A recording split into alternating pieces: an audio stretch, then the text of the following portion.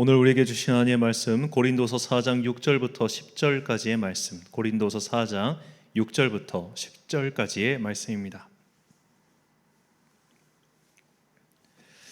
저와 함께 한 절씩 교독하시겠습니다. 어두운 데에 빛이 비치라 말씀하셨던 그 하나님께서 예수 그리스도의 얼굴에 있는 하나님의 영광을 아는 빛을 우리 마음에 비추셨느니라. 우리가 이 보배를 질그릇에 가졌으니 이는 심히 큰 능력은 하나님께 있고 우리에게 있지 아니함을 알게 하려 함이라. 우리가 사방으로 우겨쌈을 당하여도 쌓이지 아니하며 답답한 일을 당하여도 낙심하지 아니하며 거꾸로 뜨림을 당하여도 망하지 아니하고 함께 있습니다. 우리가 항상 예수의 죽음을 몸에 짊어짐은 예수의 생명이 또한 우리 몸에 나타나게 하려 함이라. 아멘. 개혁의 전야 어둠을 밝히는 빛이라는 제목으로 하나님의 말씀 선포하겠습니다. 우리나라의 최고 명문대학은 역시 서울대학교죠. 이 서울대학교의 표어가 베리타스 룩스 메아라고 하는 라틴어입니다. 이 뜻은 이 베리타스가 진리고 룩스는 빛이고 메아는 나의라는 1인칭 소유격이에요. 그러니까 진리는 나의 빛이다라는 뜻입니다. 이 표어 자체는 사실 별 특별한 게 없습니다. 특히 베리타스라고 하는 이 라틴어 진리라는 단어는 하버드 대학교, 옥스퍼드 대학교, 또 우리나라 고려대학교 등등 여러 대학교에서 다 표어로 채용하고 있는 말이죠.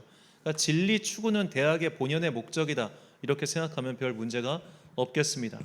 그런데 굳이 여기다가 빛이라는 말을 집어넣었어요. 진리와 빛. 어째서 이 진리와 빛을 서로 연결시켰을까요? 이것은 유럽의 정신 사조 중 하나인 계몽주의와 연결이 되어 있습니다. 그러니까 계몽이라고 하는 한자어는 사실 어떤 미몽에서 벗어나다 그런 뜻이지만 이 영어로는 이 계몽주의가 enlightenment예요. 그러니까 이 안에 이미 빛이라고 하는 단어가 들어있다는 겁니다. 즉 이성을 통해 사회의 무지를 타파하고 현실을 개혁하자는 사상 운동인데, 이 말인즉슨 그 이전까지의 시대는 무지했고 어두웠다는 뜻이죠. 무지하고 어두운 세상이었기 때문에 진리라고 하는 빛으로서 이 세상을 밝히자라는 것이 계몽주의였고, 그리고 오늘날 유명한 대학의 한 표어가 된 것입니다. 그렇다면 그들이 타파하고자 했던 이 과거의 암흑 시대는 무엇이었느냐? 그것을 우리는 보통 이제 유럽 사조에서 중세 암흑기라고 부르죠. 그들은 이 중세 시대를 암흑의 시대라고 불렀습니다. 어떤 사람들은 이것을 교회가 다스렸기 때문에 암흑이었다, 이렇게 말을 하지만 사실 교회가 다스렸기 때문에 암흑이 아니라 그때는 이성적이고 합리적이고 과학적인 방법이 아니라 어떻게 보면 무지몽매한 욕망 혹은 미신 등이 지배하는 시대였다라고 보는 것이 좀 더 타당하겠습니다. 그러니까 로마 제국이 멸망하고 나서 이 로마 제국의 가장 중요한 특징은 바로 법령이 다스리는 나라였다는 겁니다. 로마 제국도 물론 다신교 문화가 있었고 여러 가지 어떤 미신적인 행위가 있었지만 그들에게 가장 중요한 것은 법조문을 만드는 거였어요. 그러니까 글로 분명히 적어가지고 기록을 남기는 게 이 로마인들의 특징이었습니다. 그래서 오늘날도 보면은 이 로마 제국 문물이 굉장히 많이 남아 있는데 그들은 기록을 되게 좋아했어요. 그래서 이제 우리가 법을 배울 때 꼭 한 번씩 들어보는 게 유스타니우스 대전이라고 하는 게 있는데, 그 제국의 황제였던 유스타니우스가 이 법령을 총 수집해 가지고 오늘날 근대 법학자들도 놀랄 만한 그런 어떤 법령집을 만들기도 했습니다. 근데 그 나라가 전부 다 이제 이민족에 의해서 멸망하고 나서 이 유럽이라고 하는 나라가 다 이제 어떻게 보면 족속 단위로 다 쪼개져 버렸어요. 그래가지고 그렇게 법령이 사라지고 그런 시대를 어떻게 보면 교회라고 하는 단위가 각각 마을별로 다스리고 있었는데, 이때는 아직 교육도 없었고 기타 등등 그런 시설이 없다 보니까 중구난방식으로 어떻게 보면 시대가 운영되고 있었던 겁니다. 대표적으로 우리가 잘 알고 있는 마녀라고 하는 이야기가 있죠. 이 마녀라고 하는 것이 사실 민간에서 노파들, 그러니까 좀 그 마을에 좀 오래 사신 분들이 하고 있는 그런, 뭐라고 해야 될까요? 이걸 먹으면 병이 나, 이걸 먹으면 좀 나아질까, 이렇게 하는 민간요법, 그러니까 민간요법 치료사들이 있었는데 이런 것들을 전부 다 그냥 마녀라고 생각하고 막 그냥 배척하고 화형시키고 그런 괴이한 풍습들도 있었던 겁니다. 근데 이 중세 시대, 이렇게 교회가 지배하고 있는 중세 시대가 결국에는 망하게 된 결정적인 계기가 두 가지가 있었는데, 하나가 흑사병이고 또 하나가 십자군 전쟁입니다. 자, 이 흑사병, 패스트의 창궐로 인해서 유럽 인구의 3분의 1이 죽었다고 합니다. 어떤 학자들은 60%가 죽었다고 그렇게 기록하는 사람들도 있습니다. 자, 이 흑사병이 창궐했을 때 이 병이라고 하는 전염병이 딱히 교회를 피해 가진 않겠죠. 우리가 이미 코로나 시대를 겪어봤지만 교회에서도 많이 걸렸습니다. 찬송하다 걸리고 밥 먹다가 걸리고 설교하다 걸리고 뭐 그런 식으로 이런 전염병은 딱히 교회를 피해가지 않아요. 하지만 이 중세시대 사람들이 이렇게 생각했습니다. 내가 교회에 가면 이 전염병을 피할 수 있겠지라고 교회 갔다가 오히려 집단 감염되어 그래서 거기서 떼죽음을 당하는 일이 벌어진 거예요. 이 전염병이 사제를 피해갈까요? 교인을 피해갈까요? 그런 일이 없다 보니까 오히려 이런 전염병으로 인해서 내가 교회를 다니는데도 전염병에 걸리네? 내가 교회로 피신했는데도 전염병에 걸리네? 사제가 날 위해 기도해 줬는데도 난 전염병에 걸렸네? 하나님 뭐야? 하나님은 능력 없어. 하나님 미워, 싫어 하는 오늘날 굉장히 우리와 같은 태도, 인생이 어려운 일 당하면 하나님 미워, 싫어라는 태도가 이 사람들에게도 있었던 거예요. 여기서 신앙이 푹 꺾입니다. 그런데 사실 이것은 어떻게 보면은 모두가 당한 우연한 사고라고 볼 수 있잖아요. 전염병이니까 그래 그럴 수 있어라고 넘어갈 수 있지만 이것보다 교회에 조금 더 직접적인 타격을 준 것이 바로 십자군 전쟁입니다. 십자군 전쟁은 1091년 이제 이슬람 제국의 발흥으로 인해서 결국 생겨난 전쟁이라고 볼 수 있겠는데요. 이슬람에게 예언자 모함메드가 승천했다고 하는 예루살렘은 그들의 제2의 성지라고 할 수 있습니다. 그래서 그들이 이 예루살렘을 차지하고 났을 때 사실 초창기에는 이 사람들이 유대교 사람들이든 기독교인이든 예루살렘 순례길을 막지 않았어요. 그러니까 처음엔 사이가 좋았다가 나중에 점점 사이가 나빠졌고 마침내 10세기에 들어서 이 셀주크 트루크가 들어오고 나서는 이 사람들이 동로마 제국을 침공하기 시작하면서 본격적으로 사이가 나빠지기 시작합니다. 이 동로마 제국 침공이 시작되니까 이 동로마 제국의 황제가 서쪽을 다스리고 있던 교황에게 부탁을 해요. 와서 그 원군 좀 보내줘. 그래가지고 원군을 잔뜩 모아서 갔다가 와장창 깨지고 돌아온 게 십자군 전쟁입니다. 약 학자에 따라 이제 몇 차 나뉘는데 어떤 사람은 십자군 전쟁이 소규모 전투까지 포함하면 30차례 있었다고 얘기하는 사람도 있고 대규모 전쟁은 한 9차례 있었다고 보는 사람들도 있습니다.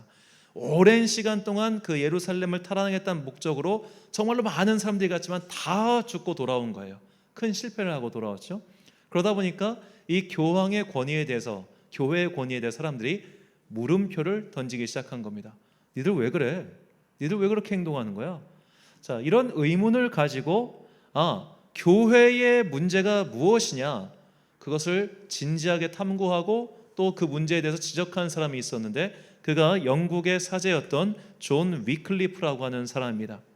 자, 이 존 위클리프라고 하는 사람은 1321년에 태어난 사람인데요. 1320년에 태어난 사람인데 이 사람이 했던 가장 중요한 게 최초로 이 성경을 영어로 번역한 겁니다. 영어로 번역한 최초의 성경 연구자다. 자, 그렇다면 그는 왜 영어로, 즉 자기가 있었던 모국어로 성경을 번역하는 것을 그가 생각한 교회 개혁의 첫 번째 이유로 삼았을까요? 그것은 그 당시 교회가 언어라고 하는 권력을 손에 쥐고 있었기 때문입니다. 그 당시 교회의 성경은 라틴어였고 교회의 예배도 라틴어였고 모든 찬송가도 다 라틴어였습니다. 그리고 라틴어는 오늘도 그렇지만 배우기 엄청나게 어려운 언어입니다. 시제가 30개가 넘어요.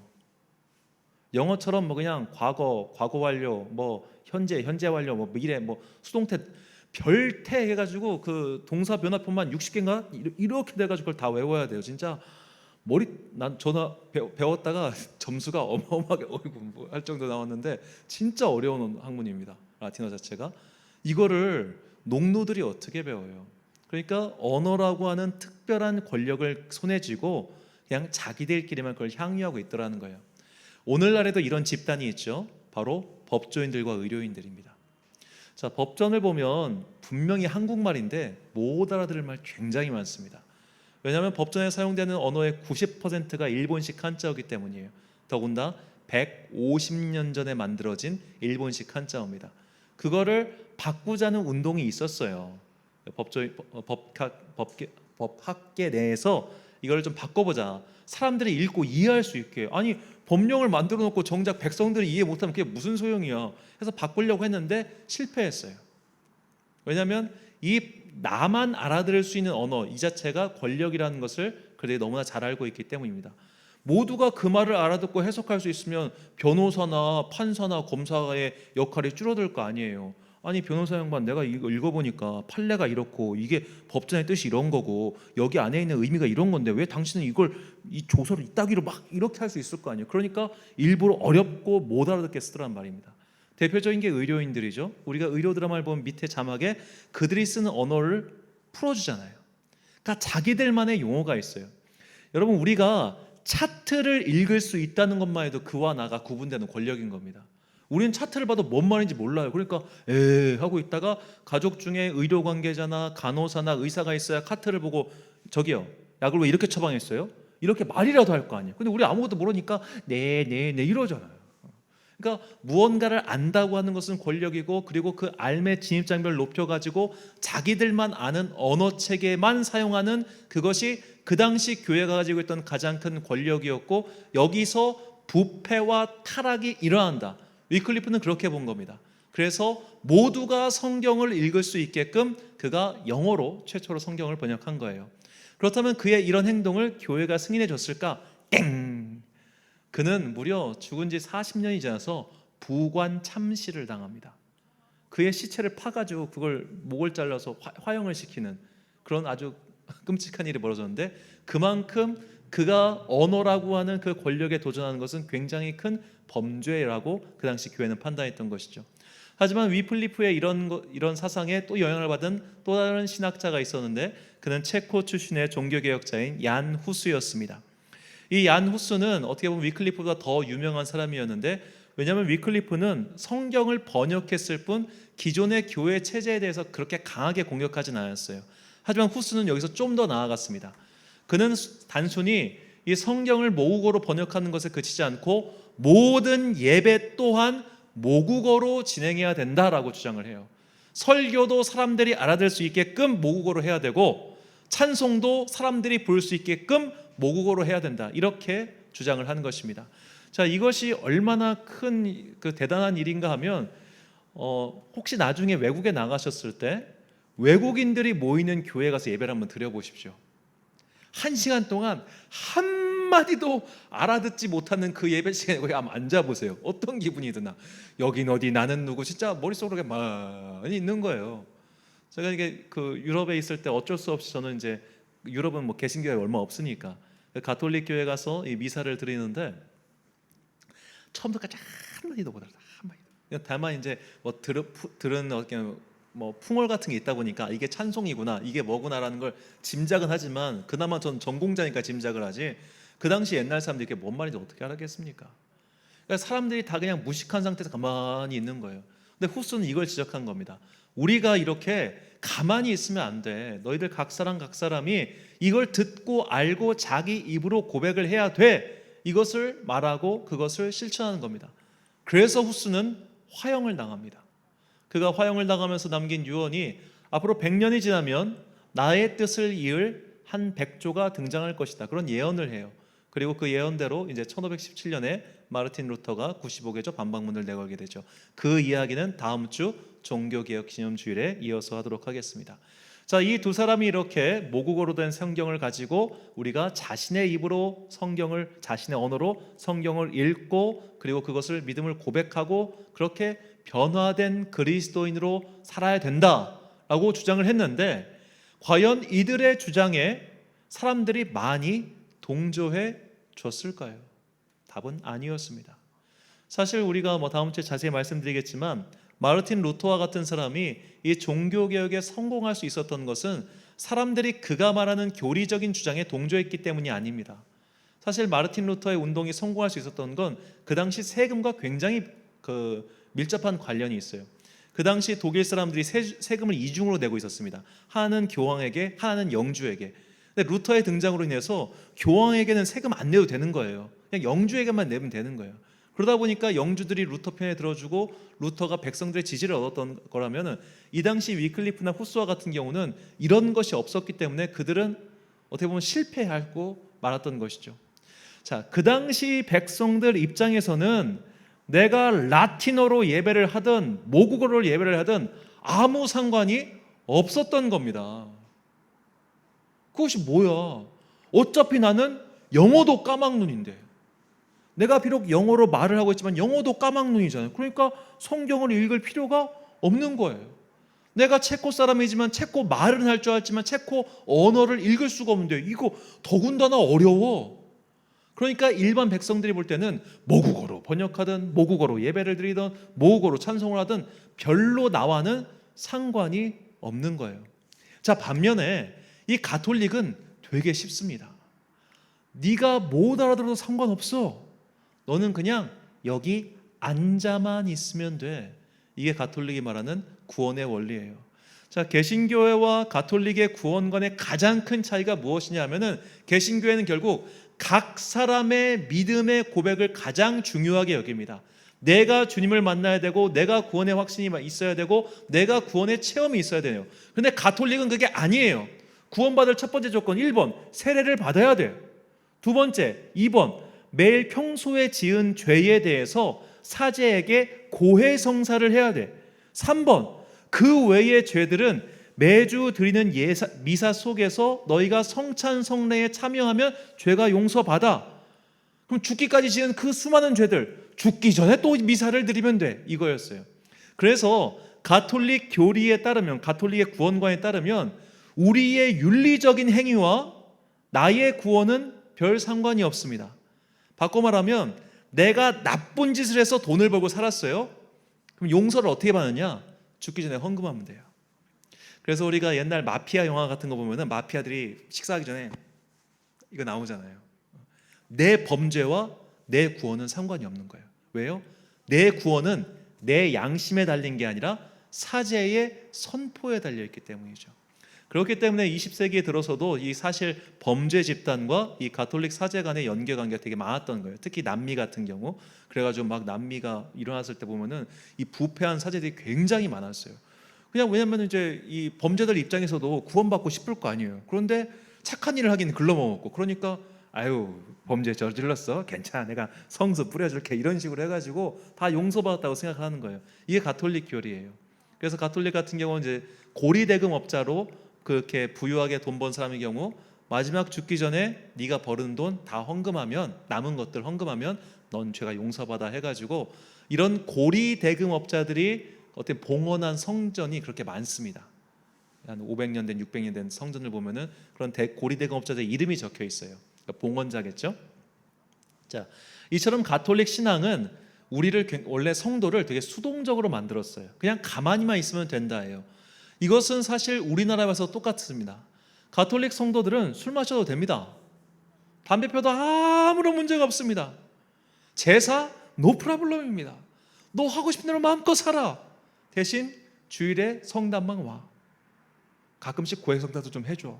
세례는 당연히 받아야 돼. 거기까지예요. 그러면 너의 구원에는 아무런 문제가 없어요. 근데 개신교회는 달라요. 우리는 끊임없이 성도에게 무언가를 요구합니다. 가만히 있지 마. 기도해. 말씀을 읽어. 연구해. 깨달아. 회개해. 요구하는 게 너무너무 많아요. 그러니까 사람들이 가톨릭을 좋아하겠습니까? 개신교회를 좋아하겠습니까? 오늘날 전 세계 인구 비례를 보면 개신교회 생긴 지 500년이 넘었는데 가톨릭이 10배가 많습니다.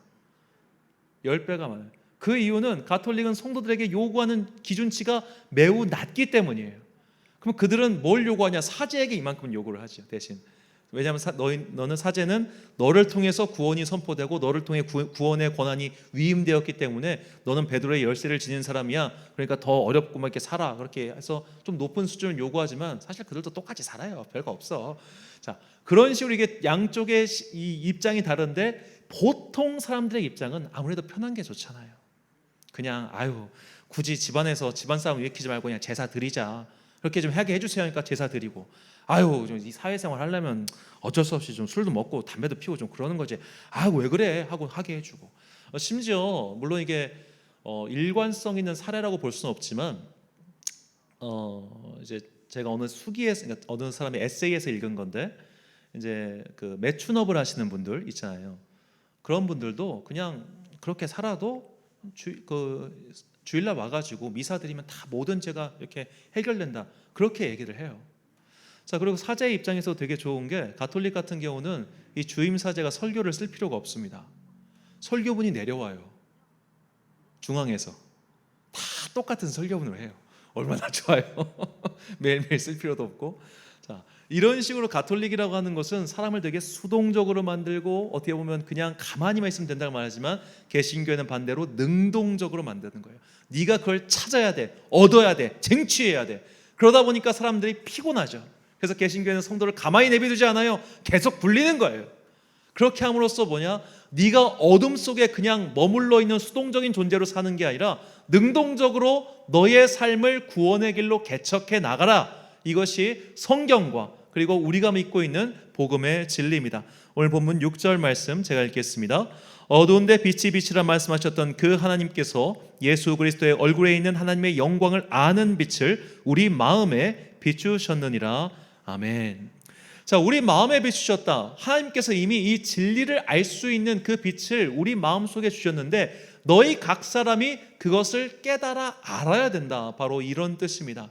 모든 사람은 다 미명 속, 즉 어둠 속에 갇혀 있습니다.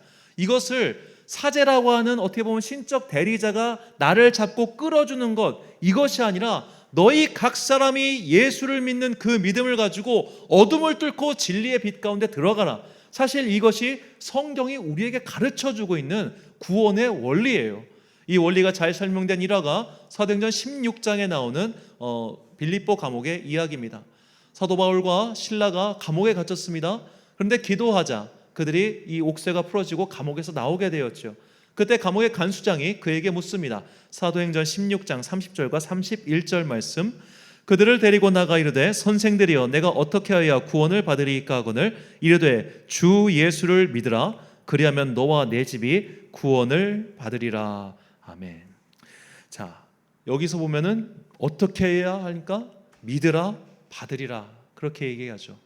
그냥 바울이 이제부터 교회 다니면 돼, 세례 받으면 돼 그렇게 얘기 안 했어요. 믿으라. 너의 능동적인 행위가 필요하다는 거예요. 바꿔 말하자면 너 회개해야 돼. 네 안에 성령님을 모셔야 돼. 네 안에 하나님의 영이 있어야 돼. 네가 깨닫고 네가 믿지 않으면 너 구원 못 받아. 이것이 이 사건 속에서 드러난 하나님의 구원의 원리예요. 단지 내가 세례를 받았기 때문에 구원을 받는 게 아니라 이 뜻입니다. 내가 아무리 세례를 받았어도 그 이후의 삶이 개차반이 욕은 아니죠. 예, 그것도 표준어입니다. 개차반이면 우리의 구원이 취소될 수 있다고 분명히 히브리서에 나와 있습니다. 그래서 개신교인들은 굉장히 중요한 게 깨닫는 것과 내 입술로 고백하는 거예요. 자, 우리가 이 개신교에서는 특히 찬양이 되게 중요해요. 왜냐하면 내 입술의 고백이잖아요. 하지만 우리가 안타까운 게 조금 이제 저도 이거 참 고민하는 부분인데 우리가 지금 이 부르고 있는 찬송가는 다 200년 전, 300년 전 노래입니다. 어려워요. 그러다 보니까 또 단어도 어렵고 그러다 보니까 사실 뭐 저희 세대도 그렇지만 한 20대 이하로 내려가면은 이건 완전히 고전어예요. 고전어. 거의 뭐 나란 말씀이 둥국에 달라 거의 그 수준이란 말이에요. 그러다 보니까 그냥 내 입술에 고백한 게 도대체 뭔 말이야라고 하게 되죠. 우리가 읽고 있는 개역개정판 성경도 굉장히 어려운 말입니다. 그래서 이번에 또 개정판이 나온다고 해요. 아직 지금 신약 성경 복음서까지만 번역이 되었는데 이렇게 계속 번역을 해가지고 좀 우리가 좀 이해할 수 있는 쉬운 언어로 좀 하자 그런 얘기가 나오는 겁니다. 물론 거기다가 어쩔 TV 이런 단어를 쓸 수는 없겠죠. 하겠지만 최대한 우리가 좀 이해할 수 있고 좀 편한 단어로 써야지만 오늘날 내가 내 입술로 고백하는데 어려움이 없을 것 아닙니까? 사실 지금 우리가 읽고 있는 성경은 기본적으로 1950년대에 있었던 한자가 기본으로 되어 있기 때문에 거의 쓰지 않은 단어들이 대부분이라 이 말입니다. 법전과 똑같아요. 이렇게 있어서는 내가 내 입술로 고백하는데 어려움이 있다는 겁니다. 우리가 정말 진지하게 그래 내가 올해는 성경 일독해봐야지 하다가 다 레위기에서 막히는 이유가 뭐겠습니까? 어려워서 그래요. 단어 자체가 어려우니까. 이렇게 두면 안 된다는 겁니다. 우리가 힘써 여호와를 알아서 그 구원의 길로 걸어가고 또 나의 죄를 고백하고 그리스도의 영을 내 안에 모실 수 있도록 우리는 노력해야 돼요. 가만히 있어서는 안 돼요. 내 영혼을 쳐서 복종시키더라도 내가 그 구원을 받고 그 구원의 확신을 가져야만 우리는 주님께서 예비하신 천국에 들어갈 수 있습니다. 그러므로 모든 개신교회의 이 진리를 따르는 후회자들은 이 말씀을 꼭 기억하고 실천해야 됩니다. 호세아 6장 3절 말씀 같이 한 목소리를 읽겠습니다. 시작. 그러므로 우리가 여호와를 알자, 힘써 여호와를 알자. 그의 나타나심은 새벽빛 같이 어김없나니 비와 같이 땅을 적시는 늦은 비와 같이 우리에게 임하시리라 하니라. 아멘. 사랑하는 천안광성교회 성도 여러분, 그리고 이 예배를 함께 드리고 계신 귀한 주님의 자녀 여러분, 지금도 분명히 우리 가운데는 이 가톨릭적인 신앙을 좋아하시는 분들이 있습니다. 그냥 가만 나 좀 내비둬. 자꾸 부르지 마. 나 가만히 있는 게 좋아. 이런 게 있어요. 그냥 수동적인 태도로 그냥 있다가 가려고 하시는 분들, 참 안타깝지만 그런 분들은 신앙의 연수가 오래돼도 그저 교회 생활이 문화생활, 취미생활, 교제생활의 연장에 불과합니다. 그러나 우리가 정말로 인생에 한 번쯤은 진지하게 내가 정말로 구원받은 그리스도인인가, 나는 구원의 확신을 가지고 있는가, 나는 정말로 하나님 앞에서 나의 죄를 온전히 회개하는 그 회개의 영이신 성령님을 체험한 적이 있는가, 이것을 고민하고 그것을 힘써 알아가기 위해 노력해야 됩니다. 내 구원은 내가 속한 조직에 달려있는 것이 아니라 나의 믿음의 고백에 달려있다는 것, 이것이 개신교회 그리고 종교개혁자들이 우리에게 전해준 진리의 말씀입니다.